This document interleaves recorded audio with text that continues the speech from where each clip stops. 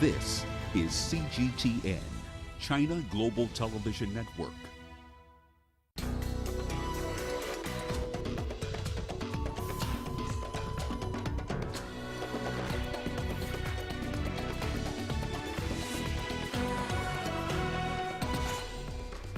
Hello and welcome to Africa Live. As always, great to have you with us. I'm Richard Nta, live in Nairobi, and for those of you joining us from across the continent and around the globe, we thank you for joining us.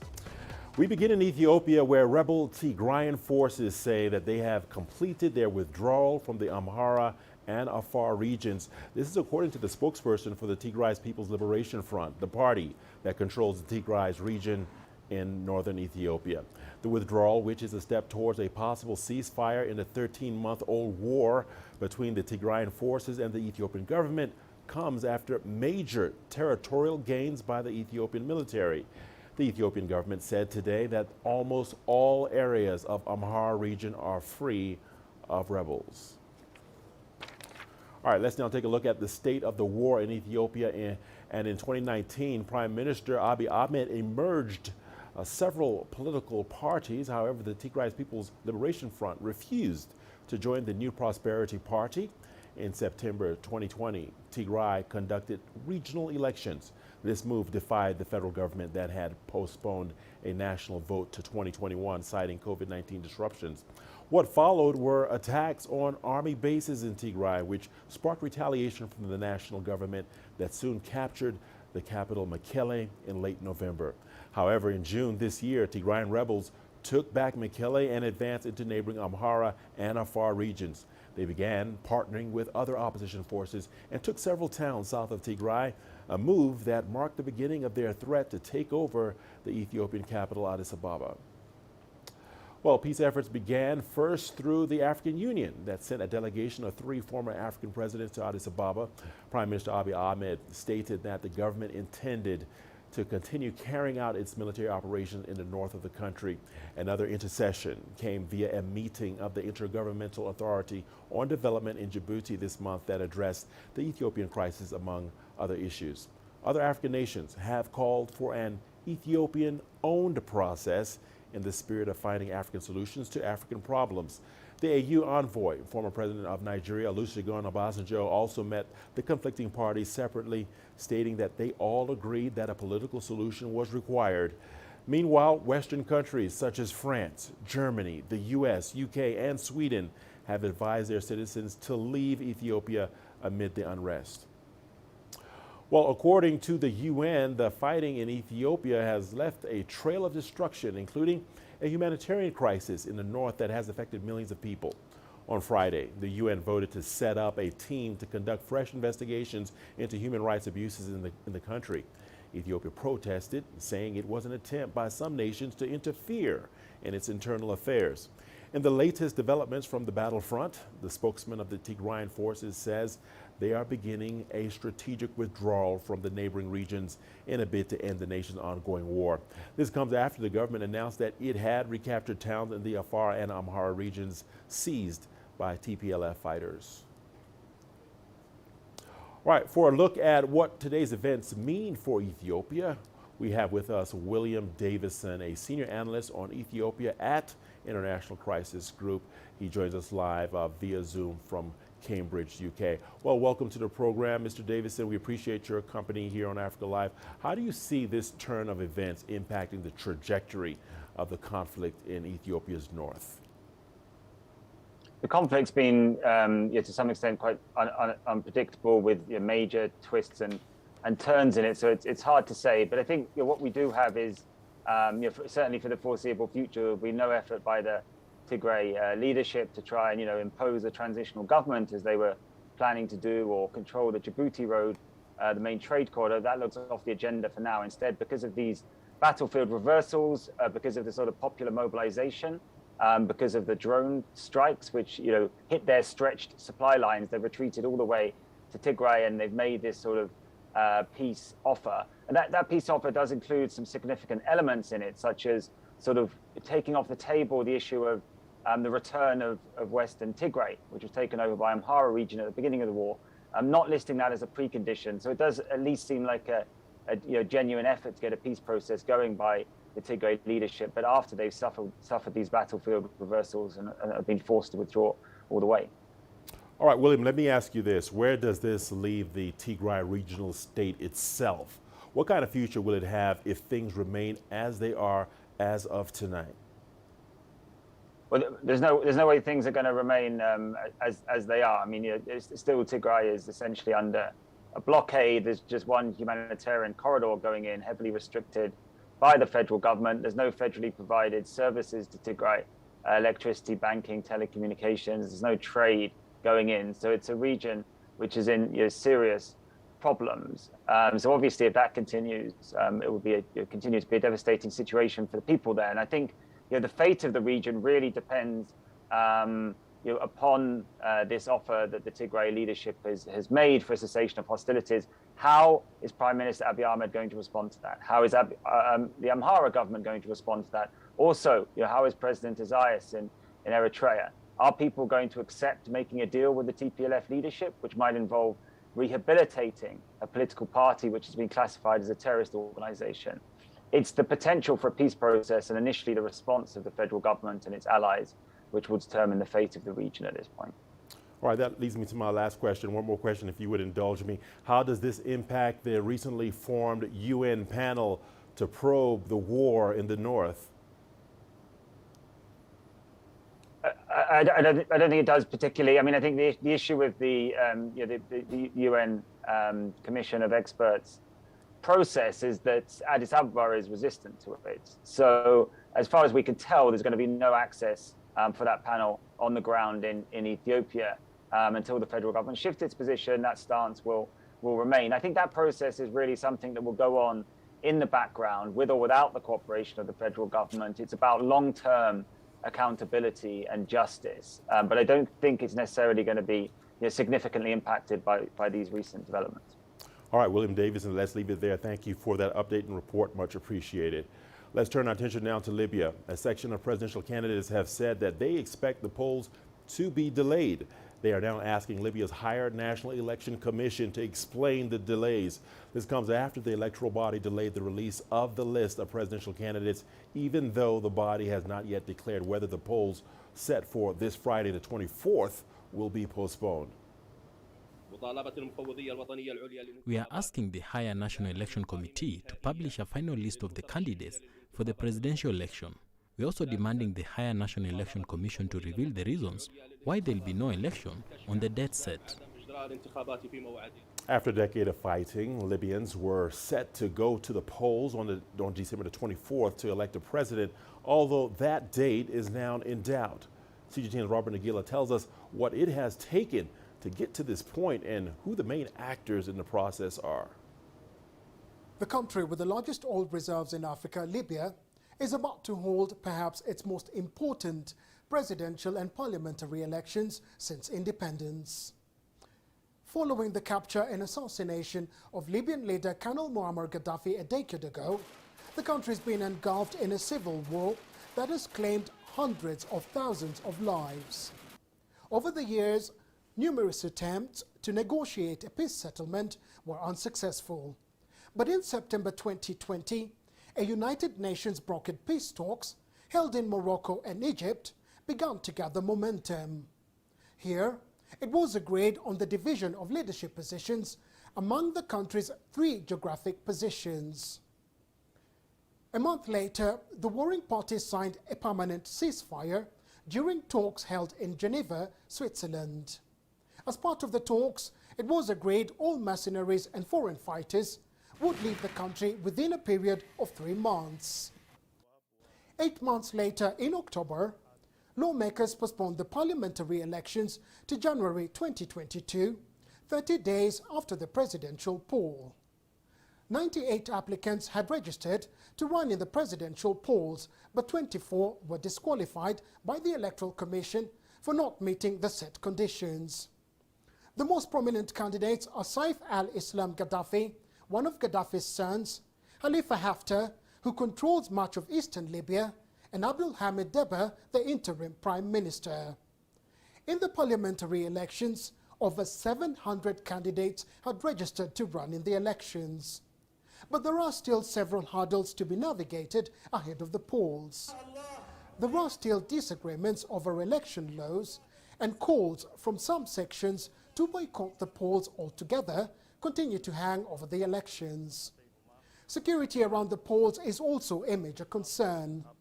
Despite an agreement requiring all foreign fighters to leave the country, the UN estimates at least 20,000 foreign combatants and mercenaries remain, leaving many Libyans to wonder if a credible election can be held.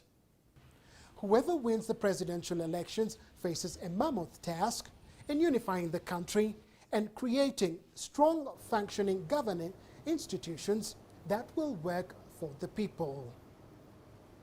38 people have been killed by a gunman in Nigeria's northwest state of Kaduna. The gunman also burnt cars, houses, and agricultural produce at various farms. Our correspondent, Tessa McKenday, has more details. The Internal Security and Home Affairs Office in Kaduna State says the gunman carried out the attacks in 3 villages of the Giwa local government area. Kaduna is just one of several states in Nigeria battling attacks from armed men who kill and kidnap residents for ransom.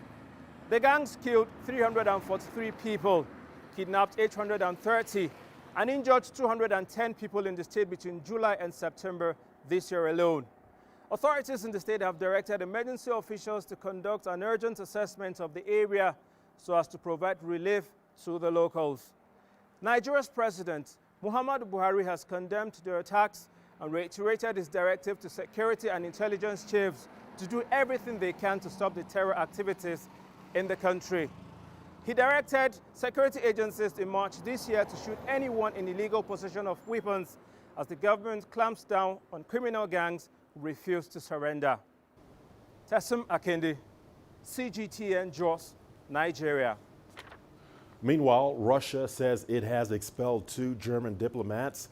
According to a statement by Russia's foreign ministry, the move is in response to Berlin ordering 2 Russian diplomats to leave Germany. This was after a court ruling that accused Moscow of ordering the 2019 assassination of an ex-Chechen commander in a Berlin park. Reacting to Russia's move, Germany says Russia's retaliation is unfounded and puts new strain on the relations between the 2 countries. Malaysia is experiencing some of its worst floods for years. At least 8 people have died so far. Tens of thousands have been displaced in the southwest as rivers overflowed, towns inundated, and major roads cut off due to a weakened torrential rain. Hard-hit Selangor, the country's wealthiest state, recorded at least 7 deaths. The toll is expected to climb as many remain missing. Rescue and aid efforts are to continue into the week. And in the Philippines, the death toll has risen to nearly 380 from Typhoon Rai, which battered the country last week. Over 50 people are still missing. The strongest typhoon to hit the Philippines this year smashed into southern and central parts of the country on Thursday. More than 700,000 people were affected. Gretchen Malalad has more from Manila. We are now seeing a grim picture of the trail of destruction that Typhoon Rai made as it rampaged through parts of the Visayas and Mindanao region Thursday. The death count keeps on climbing despite preparations and evacuations made before the storm hit. Some of the hardest hit areas still has no power and communication lines, so the full assessment of the deaths and damages could happen in the next few days. Houses made of wood along coastal areas were shattered into pieces. Residents who survived the intense winds and massive flooding tried to rummage through the debris to find anything to salvage. Thousands of survivors are in dire need of food, drinking water, and materials to rebuild their homes. There are long lines at water refilling stations, and groceries are already without food. Thousands of military, police, Coast Guard, and fire personnel are being deployed to assist in the search and rescue efforts. The Philippine Coast Guard and Navy have started to dispatch their vessels filled with food, water, and medical supplies. Heavy equipments like backhoes and front-end loaders are also being sent to help clear roads blocked by fallen power poles and trees. Local governments severely affected by the typhoon are appealing for immediate help to the national government and the private sector. They are hoping that building materials and temporary shelters would be sent immediately so that the residents wouldn't spend Christmas under the rain. Gretchen Malalad, CGTN, Manila. The island province of Hainan in the south of China is bracing for the impact of Typhoon Rai. The storm has been weakening, but weather forecasters have issued alerts for strong wind and torrential rain. Dozens of flights have been canceled and ports are closed until further notice. All tourist sites are shut. Coastal police are ensuring that all boats are moved to safety. And in Vietnam, heavy rains and strong winds have forced thousands of people living on the coastline to evacuate. State broadcaster VTV says strong waves and wind killed a fisherman and sunk 5 vessels. You're watching Africa Live. We'll see you on the other side of the break with more news stories. Do not go away. Here's what's ahead. Egypt stepping up its viral containment measures at airports to contain the new COVID-19 variant.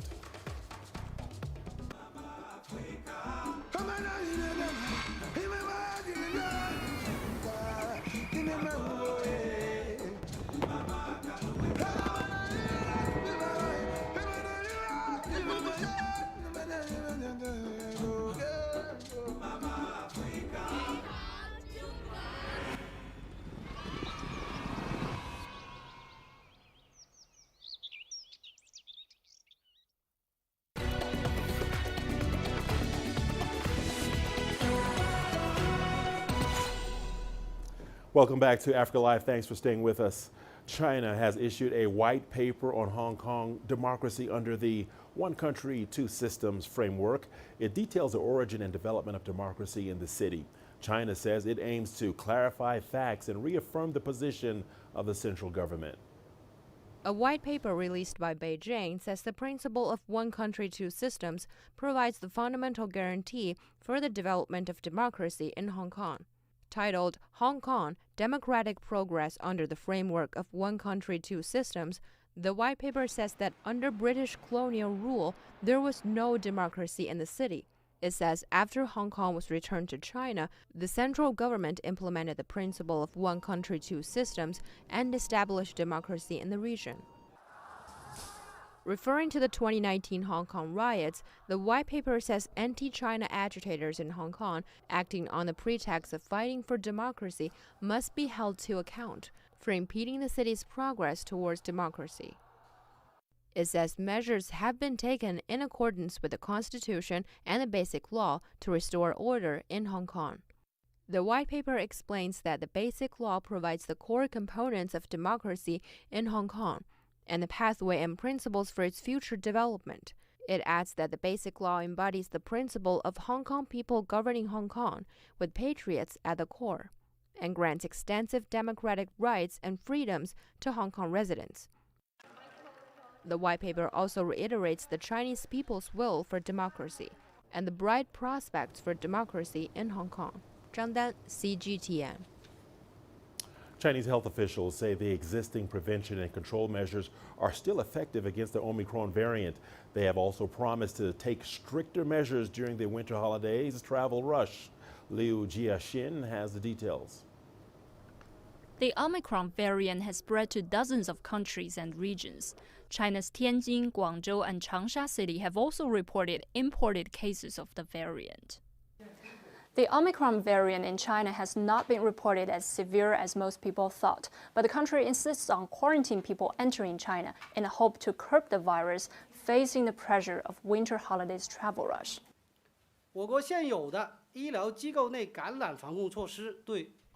The existing prevention and control measures in China are still effective against the Omicron variant and should continue to be implemented.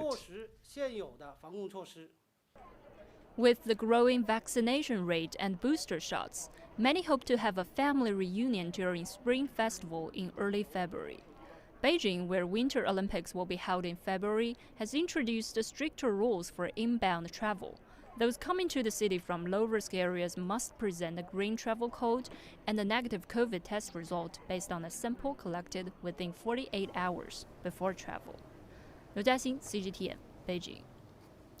Israel has banned travel to 10 more countries over Omicron concerns. Israelis will need a special permission to fly to the U.S., now one of more than 50 countries they cannot travel to. Cabinet ministers voted to put several countries to its no-fly list as the prime minister predicted a surge of cases within a few weeks in a television speech. Israel banned the entry of foreigners last month in response to Omicron. It reported over 100 cases of this variant and another 300 suspected cases.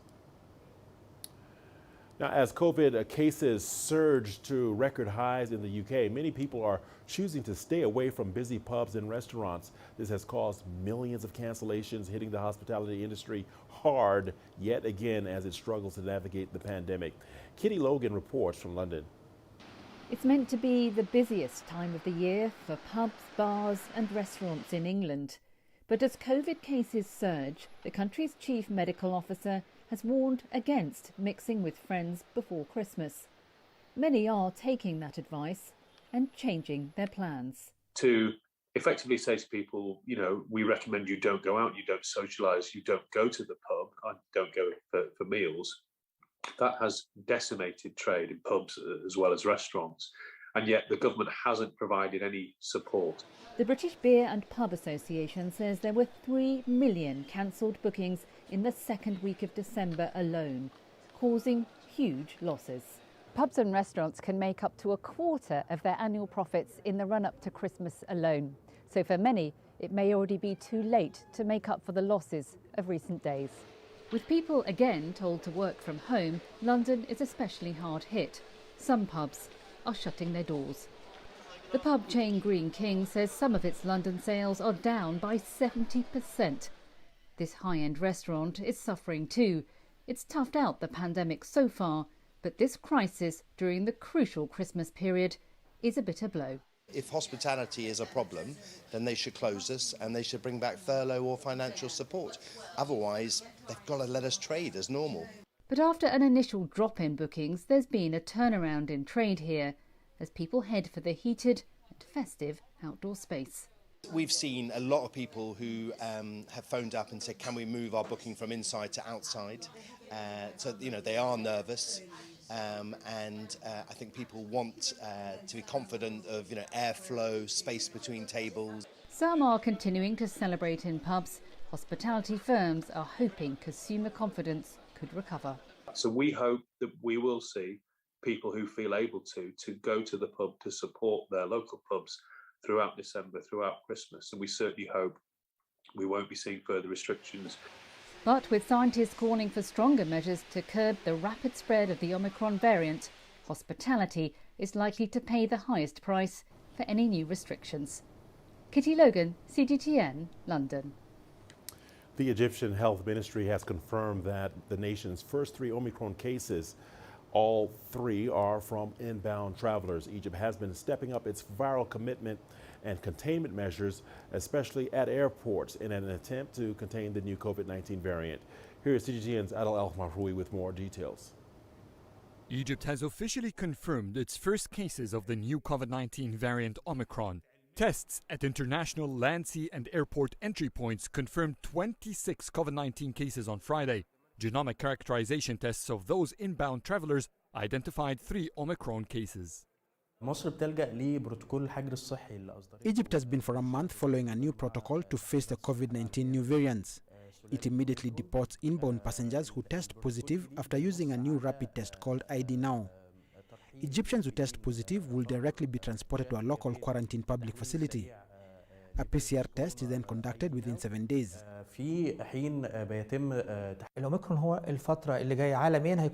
Omicron is going to be the dominant strain globally in the coming period. Omicron is highly transmissible, and the confirmation of these first cases sets in motion the beginning of tougher measures in the coming period. We shouldn't be scared though, and we must expect more cases nonetheless. The same happened with Delta and Delta Plus variants, which are dominant here. Egypt's government is once again reinforcing public protective measures. Face masks are mandatory at all theaters, shopping malls, and mass gatherings. Public offices now require that all visitors and employees be vaccinated. We have been having a steady infection rate for some time at around 900 cases daily. This is because of measures in place which to a great extent limited the death toll. This is very positive because the occupancy rates at hospitals have been somewhat steady as well. Add to that the vaccination campaign, we should do well in facing the coming wave. This week, the Egyptian Health Ministry began a campaign for a non-mandatory booster shot. So far, 39 million citizens have received one dose of a COVID-19 vaccine, and more than 18 million Egyptians are fully vaccinated. Egypt's end-of-year target is 23 million citizens. 500,000 children, 12 to 15 years, have been so far vaccinated since the government allowed that age category to get the COVID-19 shot earlier in December. And as the year comes to an end, Cairo is banning all mass New Year's celebration events. Adel Mahroubi, CGTN, Cairo. The handicraft sector in Tunisia is among those that have been badly hit by the COVID-19 pandemic. The sector employs more than 3,000 artisans in the capital city, Tunis, and inner regions. Hundreds of craft shops and businesses have been shut down over the past 2 years, leaving many jobless. Now, Tunisian authorities have launched a digital platform to assist the handicrafts industry reach more customers. Adnan Chouachi reports. The National Office of Tunisian Handicrafts and the Rambour Foundation in Tunisia have launched the first digital platform, Atlas, for the Tunisian crafts industry. This new digital platform allows the user to navigate through the map of Tunisia to discover an inventory of craft activities in 24 regions, as well as hundreds of towns throughout the North African country. This project started by studying and analyzing all sources and books which were written in Tunisian handicrafts here and abroad. This bibliography paved the way for collecting all documents concerning the country's traditional handicrafts, craftsmen, and their creations. This digital platform will provide access to a national archive of artisans. It will also highlight the craft skills and its evolution over the last century. Experts from the Tourism and Handicraft Department also made field visits to all regions, shops and markets where handicrafts are made and sold to understand the problems and the challenges facing the handicraft sector in Tunisia. This field mapping has guaranteed the success of digital mapping and platform. The Ministry of Tourism and Handicrafts and the Rambour Philanthropic Foundation have organized the first arts and crafts exhibition. This event showcases the latest creations by Tunisian artists and artisans. This arts and crafts exhibition is very rare in Tunisia. It is the fruit of a collaboration between traditional artisans, artists and designers. The digitalization of handicraft sector will allow local craftsmen to better market their products. The Atlas platform records craft practices through an evolving database established from scientific data to create categories of trades and know-how in each region in Tunisia. In total, the work of 750 master craftsmen and artisans is now available online. The first digital platform for handicrafts in Tunisia allows local artisans to market and sell their products online. This initiative also pays tribute to the Tunisian handicrafts sector and to the country's rich cultural heritage. Adnan Chouachi, CGTN, Tunis. The news continues on Africa Live. Time now for our business segment with Raman Young. Over to you, Rama. Thank you very much, Richard. Here's what's coming up in business news. Nigeria concludes testing 5G networks. It's aiming to have the widest network in Africa next year. And Algeria and Tunisia will strengthen the legal framework that governs relations between the two North African states. Africa is the nexus of enterprise, and global business will tell you why it matters. From the mega investment projects to multi-billion-dollar mergers and acquisitions. Africa today collects, just in terms of revenues from taxes alone, $545 billion a year. If you take 10% of that and you devote it to the energy sector, problem solved. All this on Global Business, weekdays at this time on CGTN.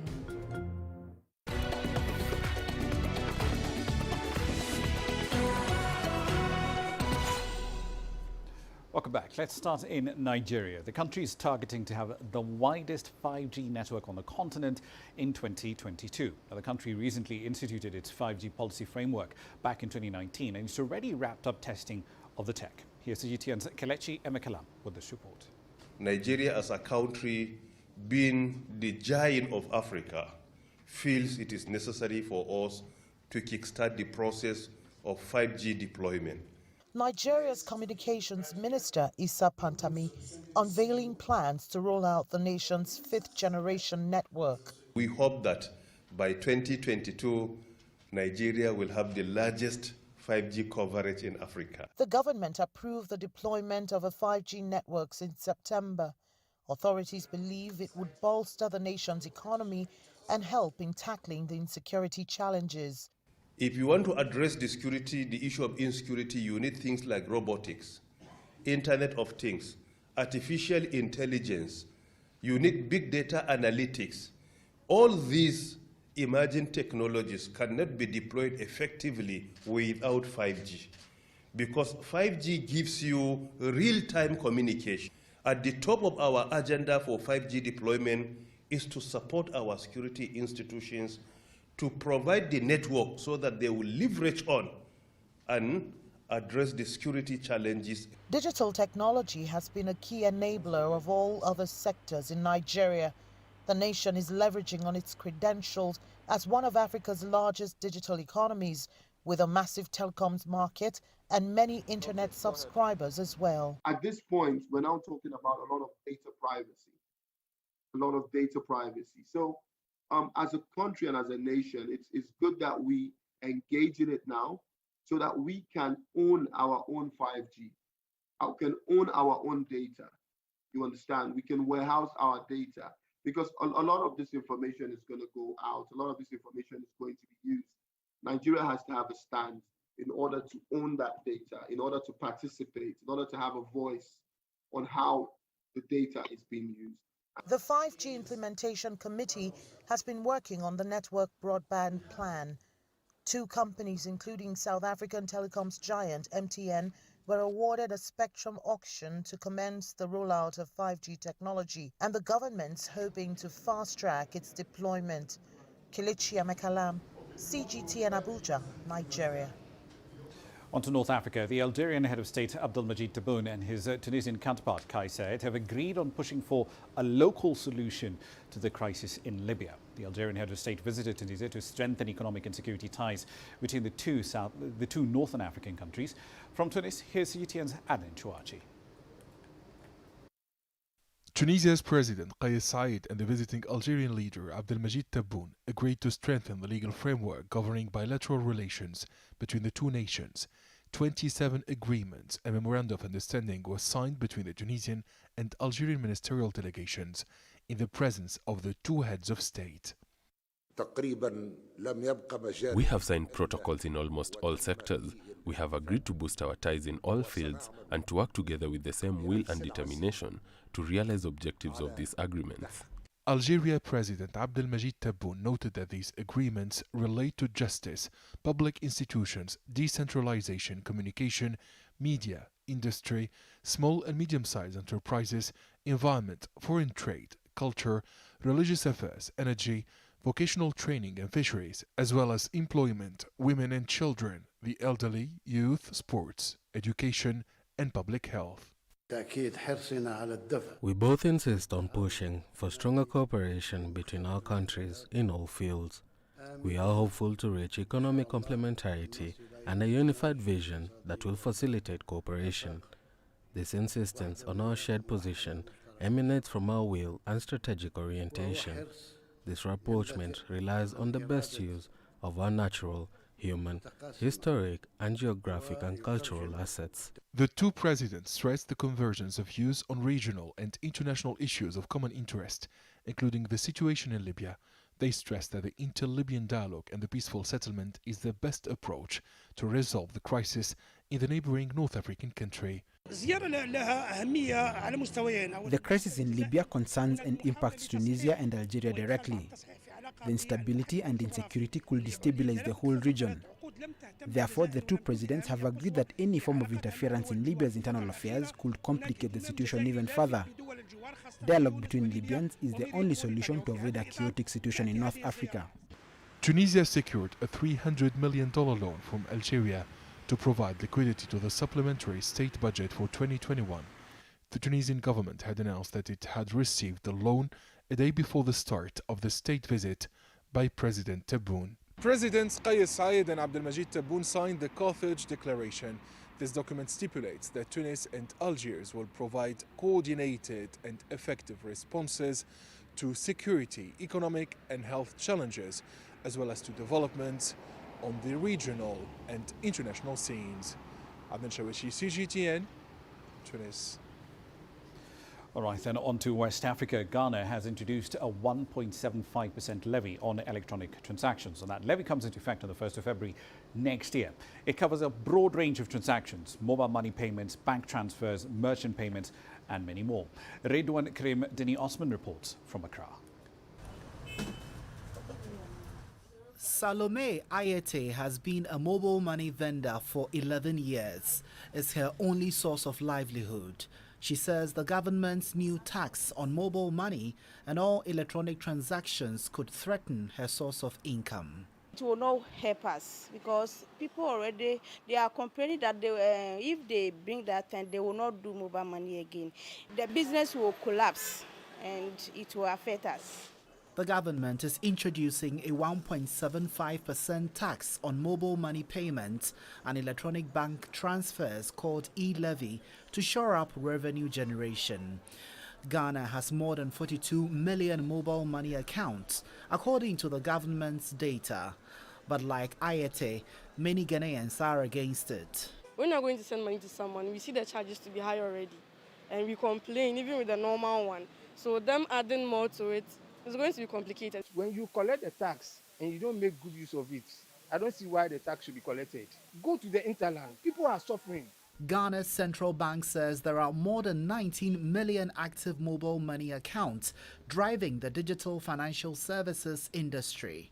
The government says the e-levy is part of strategies to widen the country's tax net.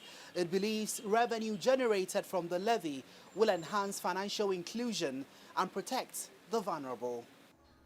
The government says part of the money raised from the e-levy will be used to support entrepreneurship, youth employment, digital and road infrastructure.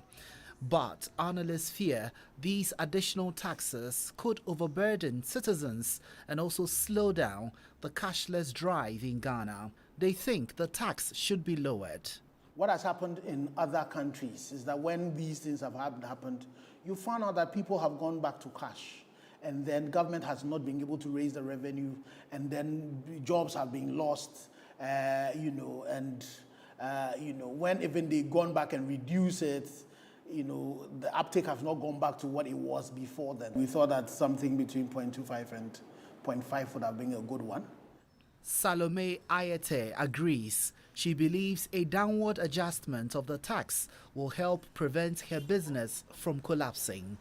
Redouane Karim Dini Osman, CGTN, Accra, Ghana. When the United Kingdom put Southern African countries on a red list due to the scientific identification of Omicron, an identification, we should point out, that was done by scientists in Southern Africa, the impact was immediate and devastating to the tourism sector. Now, all the 11 countries were removed from that red list late last week. As Angela Coppola reports now, the Southern African nations have been hit hard by this travel ban, and they're not just counting the losses, they're also thinking about what to do about the economic damage. According to the Tourism Business Council, the tourism sector lost $62.5 million in bookings alone in the first 48 hours following the ban. It doesn't end there. The challenge that we sit with now is that we still have the EU, still banning South Africa.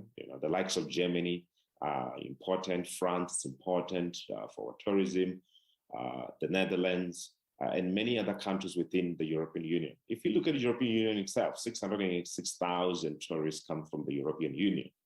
We still have the US that still have bans. Luckily, we just got the news that Canada has lifted the ban on South Africa. The hospitality sector was hard hit by that red listing. If we take our December period, we lost about 45% of our business. Some of it has clawed back in fits and starts.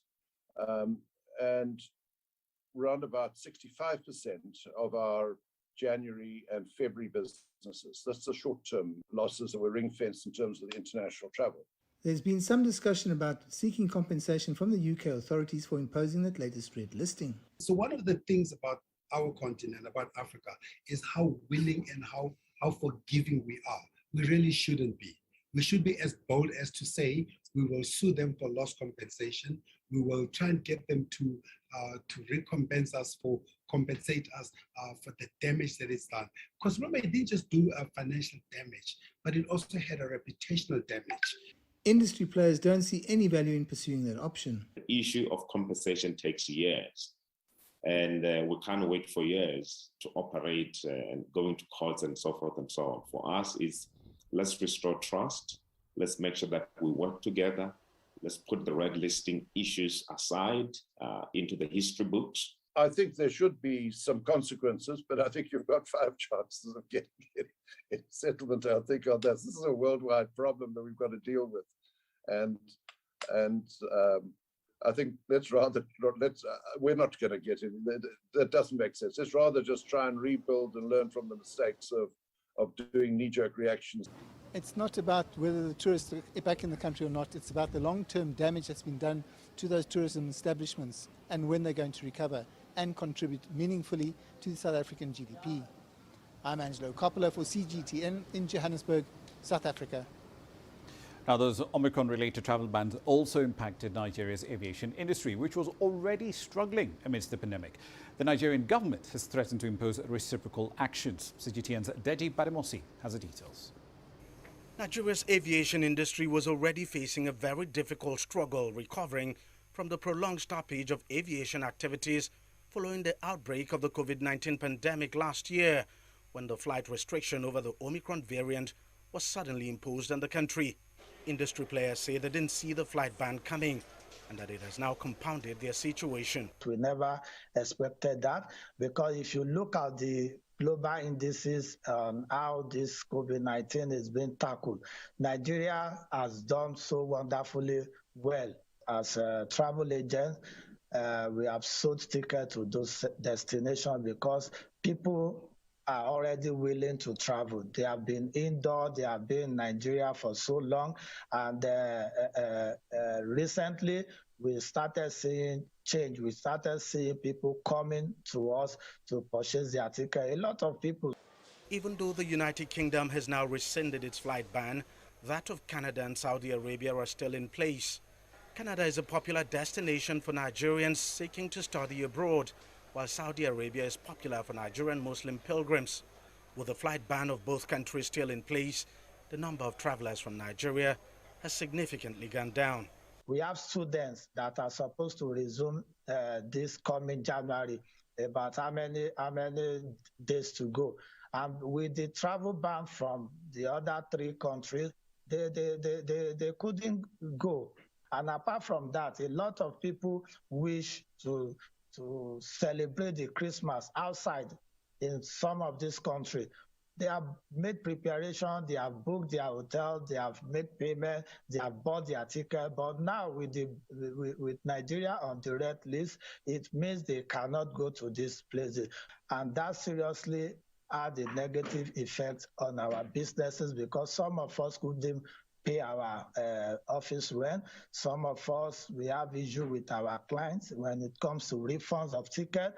The Nigerian government says it is hoping to resolve the issue diplomatically, but it has also warned that it could be compelled to take a reciprocal action by banning flights from the countries involved. Some experts, though, warn that may not be the right move. My personal calculation is that we will lose a lot, because most of the earnings we get in aviation is from the foreign airline. Except they want to tell us they are not making money. And that's why I said that for the past 20 years now, we have to find out how much money we are making out of the commercial agreement. By my calculation, it cannot be less than $40 million in a year. The government is still pursuing the diplomatic option to resolve the standoff. It has not said how far talks have gone and if there's any resolution in sight. But for as long as the travel ban remains, the aviation industry will continue to bear the brunt. Deji Bademosi, CGTN, Lagos, Nigeria. And I'll leave you there for the time being, but I'll be back at the top of the hour. In global business, we'll be heading over to South Africa. The power utility over there, Eskom, says it has executed the separation of its transmission division from the rest of the business in line with the 2019 restructuring plan. But what exactly does this mean for power consumers, but also taxpayers who've been providing a lifeline for Eskom? We'll explore that live from Johannesburg at the top of the hour. See you then. For now, back to Richard.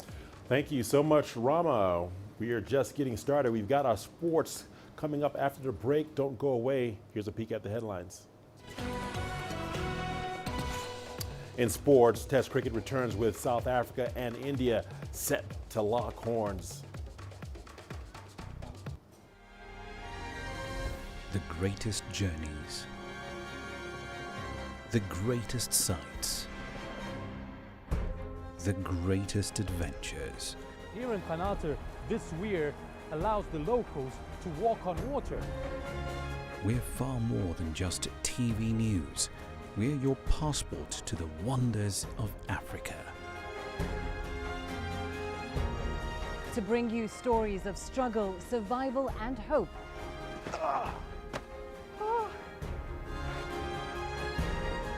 So let's explore.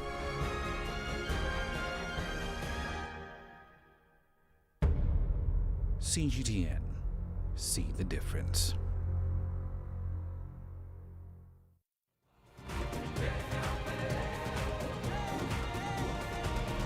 Africa Live. Find your voice.